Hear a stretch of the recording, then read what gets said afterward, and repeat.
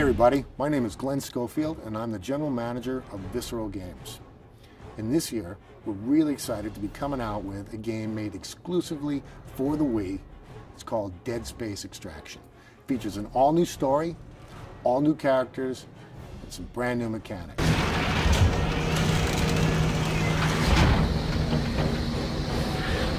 Damn, has this thing ever been used? Working on the Nintendo Wii was a pretty exciting thing for us. We were excited about the unique controls and what they brought to the gamer. So when we sat down to build the game, we made sure we always had a Wii remote and a nunchuck in our hands as we figured out what controls felt natural and most fun for the game. One of the new features that we're bringing to Dead Space Extraction is actually exclusive to the Wii, and we call it the glowworm. So there's going to be places in the game where it goes pitch black, really terrifying. But of course, you can always just shake that Wii remote, and for about 10 to 12 seconds, you cast this really eerie green light around your surroundings. Great for seeing enemies coming out of the darkness, try and find power-ups, and find your way around the Ishimura and the planet surface. Calm down. For all we know, that feed could be from the colony. You don't really believe that?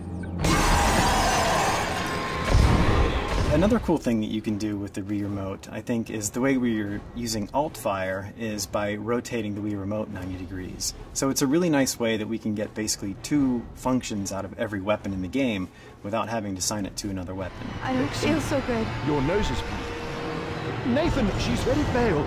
Can we stop for a moment? No time.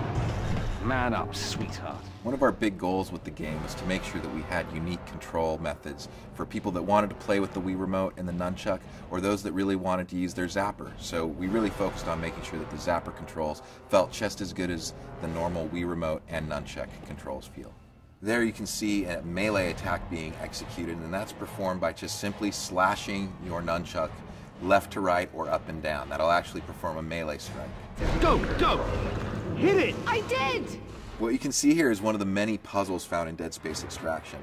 We really wanted to make sure the puzzles felt interactive for both players, so what we've done is we actually make the players coordinate together. From each section of the puzzle, it alternates from player 1 to player 2. What this does is focus one player to fend off the enemies while the other player is working on the puzzle, and then they have to switch back and forth.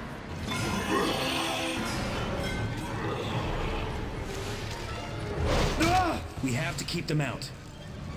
Grab that sheet and plug it over the hatch. Move!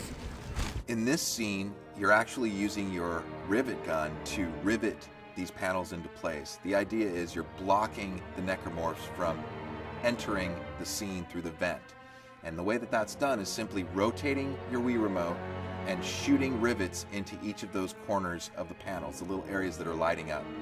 It's an interesting way to use your weapon as a tool, and also a good way to stop the necromorphs from attacking you.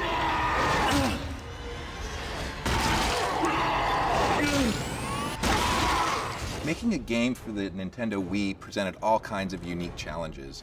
We didn't want to get into a situation where we were making the player wave their hands all over the place all the time for nonsensical reasons. We wanted to make sure when you're actually doing a gesture, it resonates with what you're doing in the game. And we feel pretty happy about what we've done on the system.